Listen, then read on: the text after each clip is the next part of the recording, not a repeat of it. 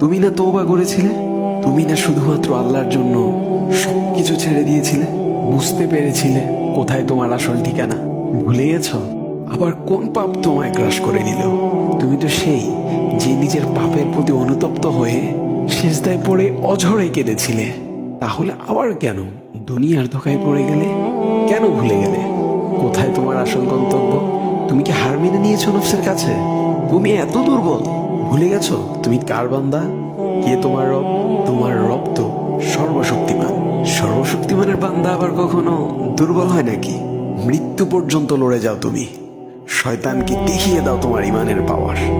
শয়তানের ধোকায় পড়ে অনেক পাপ করে ফেলেছো, তাই নিরাশ হয়ে গেছো তুমি, তাই না? তুমি কি জানো না তোমার রব কতটা মহান? তিনি তো তোমাকে ক্ষমা করার জন্য অপেক্ষা করছেন। তাই ফিরে আসো সেই রবের দুয়ারে, যার দুয়ার কখনো বন্ধ হয় না। ভিডিওটি ভালো লাগলে একটি শেয়ার করে দিবেন, হয়তোবা আপনার একটি শেয়ারও কারো হেদায়েতের উসিলা বনে যাবে।